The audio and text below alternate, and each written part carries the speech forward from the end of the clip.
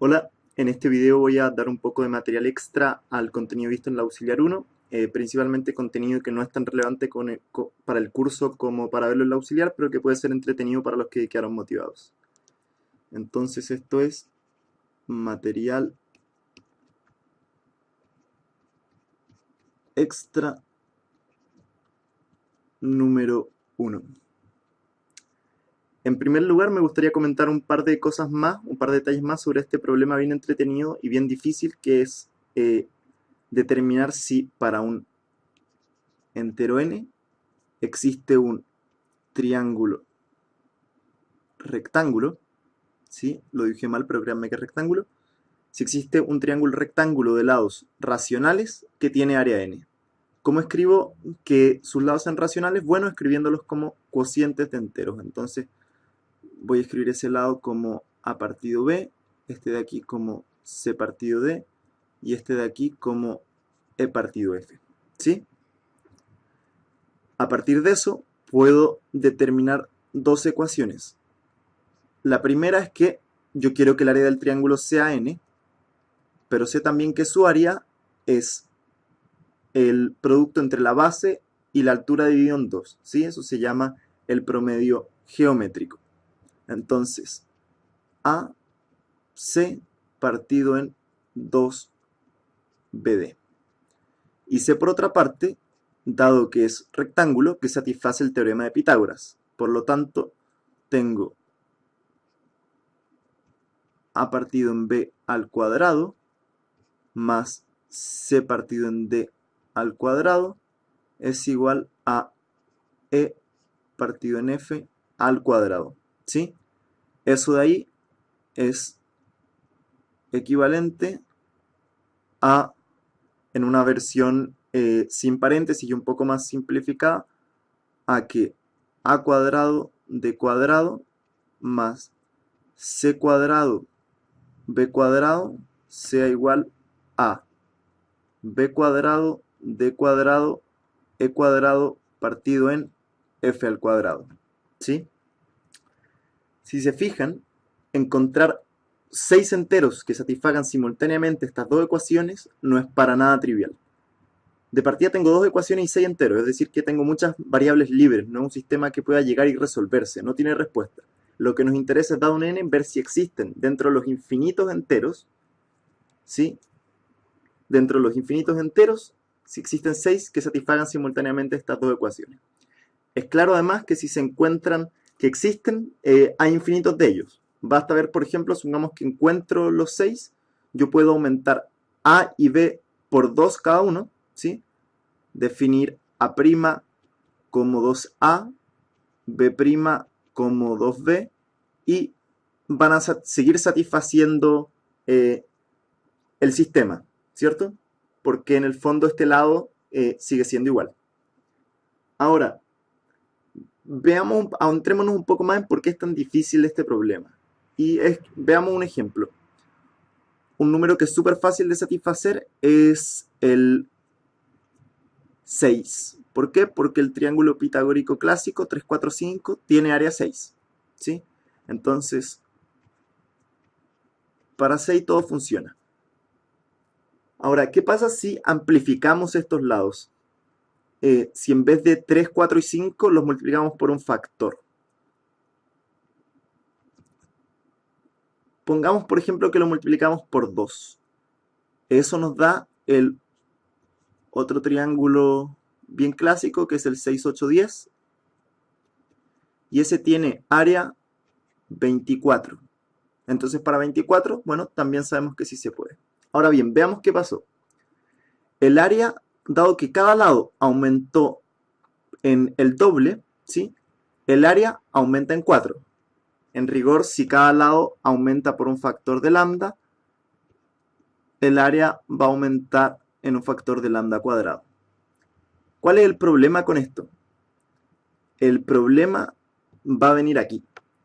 Ok, 6 lo multiplico por 4 y me dio 24. Supongamos que yo quiero ver si existe un triángulo de área 12.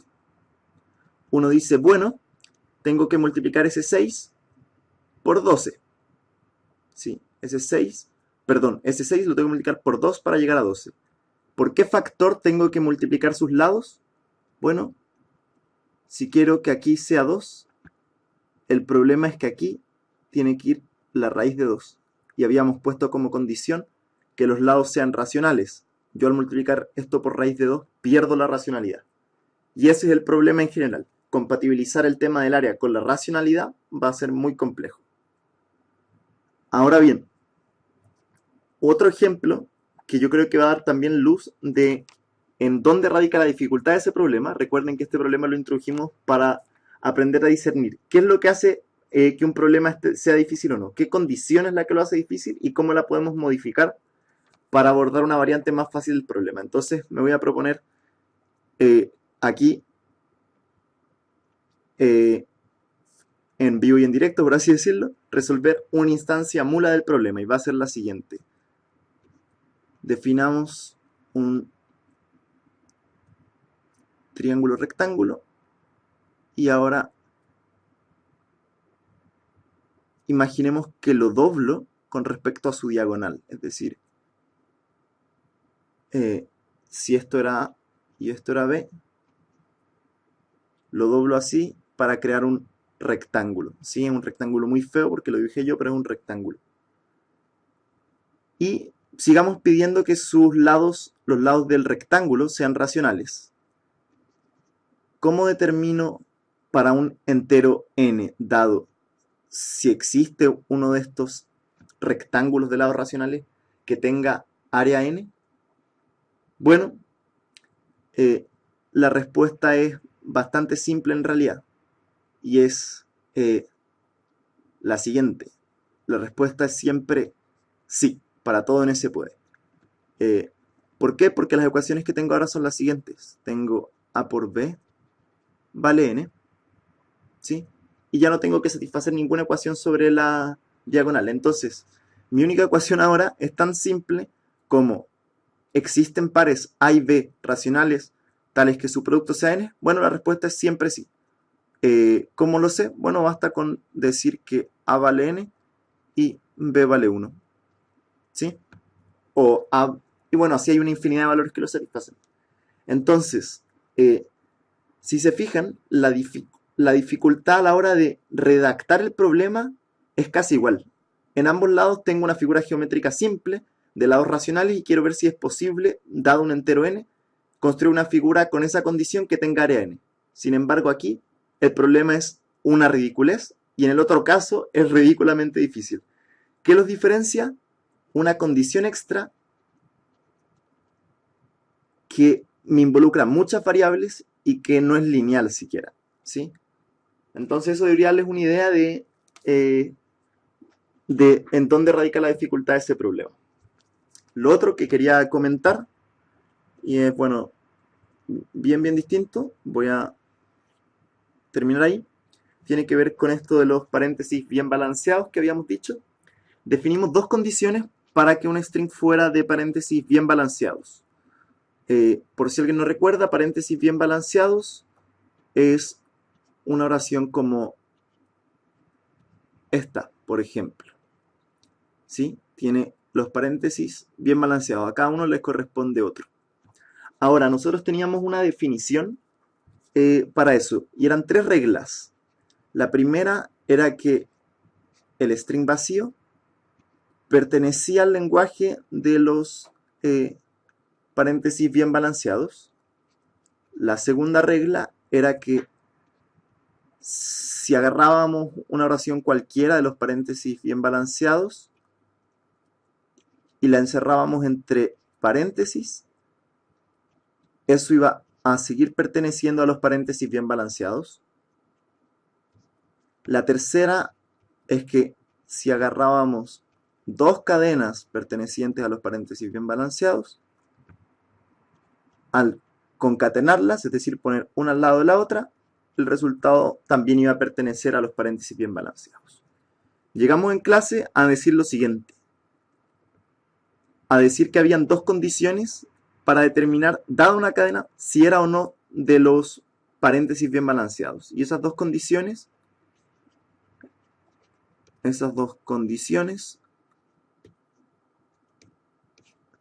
eran, la primera es para todo prefijo de la cadena, es decir,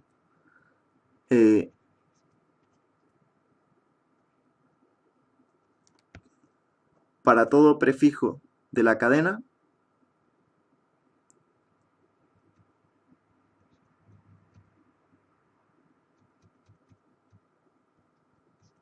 se cumple que la cantidad de paréntesis izquierdos hasta el índice i es mayor o igual a la cantidad de paréntesis derechos hasta el índice i. Eso en la auxiliar fue nuestra tarea escribirlo en el lenguaje de la lógica proposicional, no en el que estoy escribiendo ahora, que ocupa un cuantificador, el para todo, por ejemplo. Y lo otro es que al final, es decir, la cantidad de paréntesis izquierdos al final tiene que ser exactamente igual a la cantidad de paréntesis derechos al final. ¿Sí? Ahora, durante el auxiliar quizás no quedó total claridad de por qué esas dos reglas son suficientes y necesarias. Y eso es lo que voy a ver ahora de manera más bien simple. Entonces, el teorema sería una cadena X pertenece al lenguaje de los paréntesis bien balanceados si y solo si X satisface 1 y X satisface 2. Esas dos condiciones. Ok. Primero lo podemos ver hacia allá, asumiendo entonces que X pertenece a lambda, ¿sí? Ok, lo que podemos hacer es lo siguiente, es ahora demostrarlo por inducción estructural. ¿Qué quiere decir eso? Bueno, en primer lugar, nuestro caso base es el vacío. ¿El vacío cumple que para todo prefijo tiene la misma cantidad de paréntesis izquierdos que derechos? Sí, efectivamente lo cumple, puesto que no tiene prefijos. ¿Y cumple que al final de la cadena, que es vacía, tiene la misma cantidad de paréntesis izquierdos que derechos? Sí, al final de la cadena tiene 0 izquierdos y 0 derechos, por lo tanto lo cumple. Ahora bien, supongamos que X pertenece a lambda y que satisface 1 y satisface 2. Supongamos eso, ahora podemos mostrar que entonces al meter X entre paréntesis va a seguir satisfaciendo 1 y 2. Sabemos por la definición de lambda, el lenguaje de los paréntesis bien balanceados, que esto va a pertenecer a lambda, pero queremos demostrar ahora que además va a satisfacer 1 y 2. En primer lugar, ¿cómo sabemos que satisface 1? Bueno, si se fijan, para todo prefijo, excepto hasta el final, la única cantidad que va a haber diferido va a ser la de paréntesis izquierdos, porque le agregamos 1 al principio. Entonces, ahora, para todo i en 1 hasta n-1, la cantidad de paréntesis izquierdos hasta i es la misma cantidad de antes más 1. ¿Sí? Más 1. Y por lo tanto, si antes era mayor o igual que la cantidad de paréntesis derechos hasta ahí, ahora lo sigue siendo porque lo aumenté. Necesariamente, si antes era mayor o igual, al aumentar sigue siendo mayor o igual. Y al final, ¿se conserva la cantidad, se conserva esta igualdad? Bueno, la respuesta es que sí. Perdón, aquí es hasta n porque estamos mirándolo hasta el final. ¿Se conserva esta igualdad? Sí. ¿Por qué? Porque x pertenecía a los paréntesis bien balanceados y cumplía 1 y 2. En particular cumplía 2. Por lo tanto tenía la misma cantidad de paréntesis izquierdos que derechos al final. Y si yo le agrego uno a la izquierda y otro a la derecha, ¿lo sigue cumpliendo? Sí. Porque es simplemente la cantidad que tenía antes más 1 y la cantidad que tenía antes más 1. Se cancela y bueno, es trivial que la sigue satisfaciendo. Ok, entonces hacia ese lado lo podemos demostrar. Lo que es interesante es ver ahora si asumiendo que x satisface 1 y 2, demostrar que está en el lenguaje de paréntesis bien balanceados que definimos. ¿Y cómo podemos hacer eso? Bueno, lo podemos hacer por contradicción, por ejemplo. ¿Cómo lo podemos hacer por contradicción? En primer lugar, se puede notar que toda cadena x que satisface 1 y 2,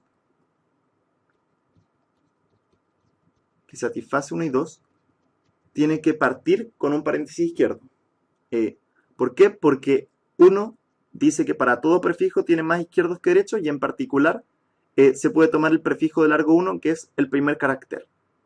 Entonces con eso, la única forma de que cumpla 1 es que el primer carácter, es decir que x sub 1, sea siempre, bueno lo voy a poner aquí, igual a el paréntesis izquierdo. ¿Sí? Ahora, podemos ver también que necesariamente x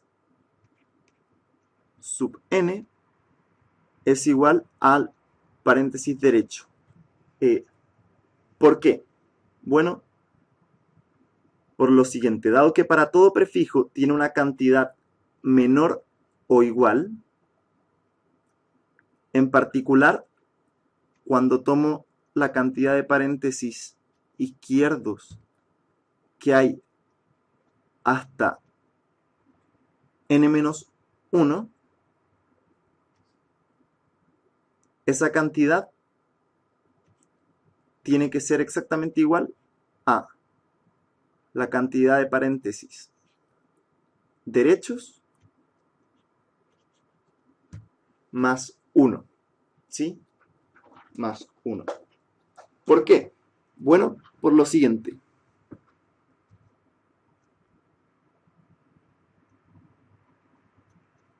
Sé de partida que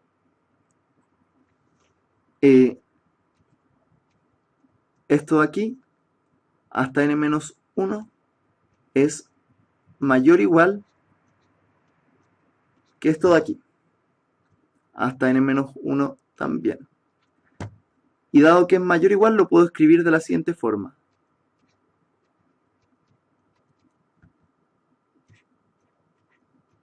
Como la cantidad de paréntesis derecho que hay hasta n-1 más un entero k que podría ser 0 en el caso de que estas dos cosas sean iguales. Ahora bien,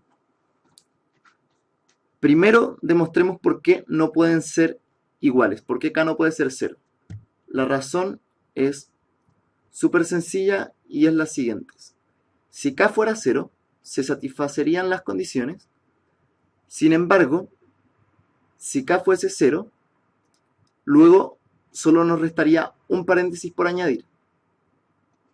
Y al añadir un paréntesis, necesariamente aumenta o la cantidad de paréntesis izquierdos que hay hasta n, o la cantidad de paréntesis derechos que hay hasta n, porque no hay otro caso, ¿sí? Solo puedo poner un paréntesis izquierdo o derecho.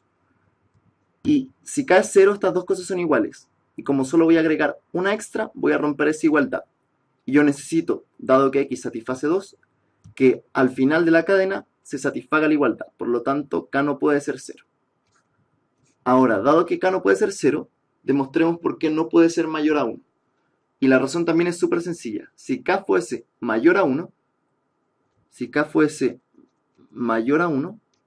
yo necesitaría poner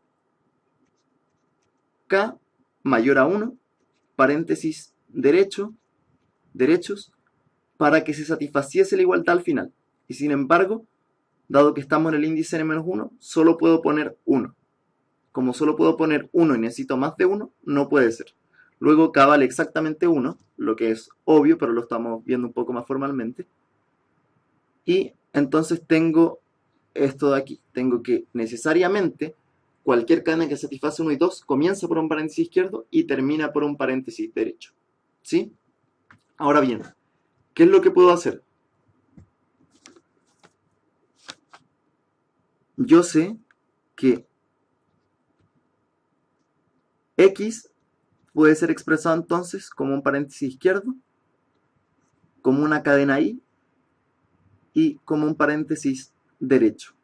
Porque sé que comienza por un izquierdo y termina por un derecho y le puedo llamar i a todo lo que hay en medio. Ahora bien, lo que me queda por demostrar entonces, para demostrar que x pertenece a lambda, es que y pertenece a lambda. ¿Por qué? Porque una vez que y pertenece a lambda, la definición de lambda me garantiza que al ponerlo entre paréntesis pertenece a lambda. ¿Cómo demuestro yo que y pertenece a lambda? Bueno, lo voy a demostrar de la misma manera.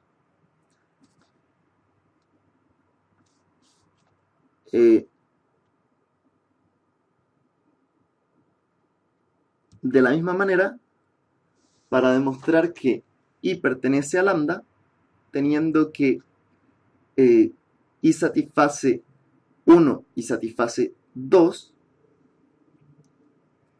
teniendo que y satisface 1 y satisface 2, tengo que ver que y pertenece a lambda. Y lo voy a hacer de la misma manera, y me va a dar que y es entre paréntesis z. Y así cada vez voy reduciendo el tamaño de lo que tengo que probar. Lo voy reduciendo en 2. ¿Sí? Cada vez que aplico esta técnica, el tamaño de lo que quiero probar que está en lambda disminuye, eso lo escribo con menos igual, en 2. Y dado que inicialmente satisfacía 2, es decir, que tiene la misma cantidad de paréntesis izquierdos que paréntesis derechos, significa que inicialmente tenía un largo que era par, lo que es obvio, ¿no? Dado que estaba bien balanceado. Entonces, el largo inicial de x era un número par, le voy a poner 2k, ¿sí? Entonces, después de ¿cuántos pasos el largo de x va a ser 0? Bueno, después de exactamente k de estos pasos, el largo de lo que tengo que demostrar que está en lambda va a ser exactamente 0. Y 0, como dijimos, es el caso más fácil de probar, porque 0, un string de largo 0 es el string vacío que satisface 1 y 2. Y me queda probar que pertenece a lambda.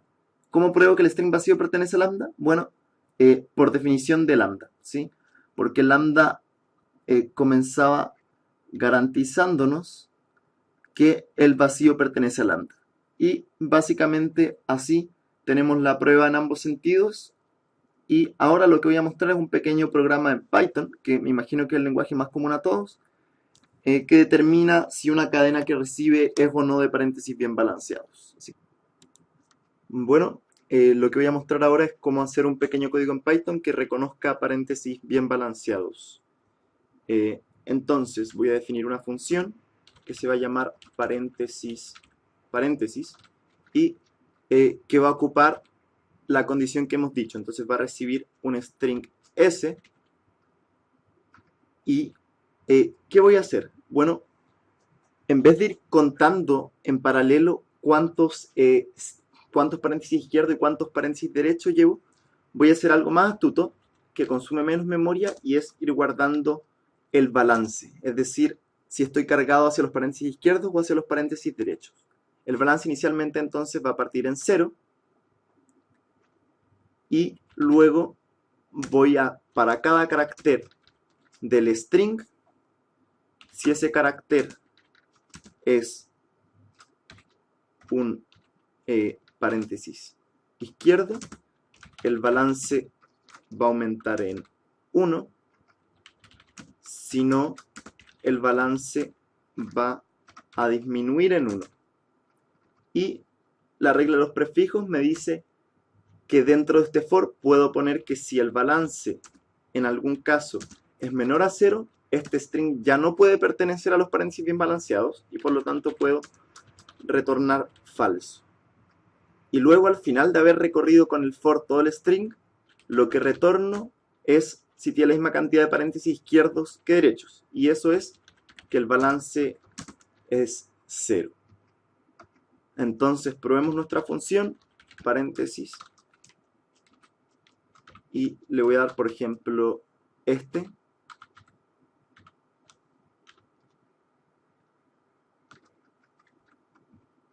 Y me dice true.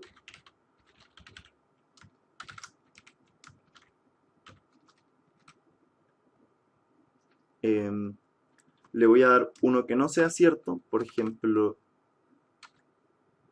ese, que no está bien balanceado, y me va a decir false. ¿Sí? Y así, bueno, pueden probar esto tanto como quieran y debería funcionar bien. Eso. Espero se haya entendido. Cualquier duda, como siempre, pueden comentarla en la caja de comentarios simplemente.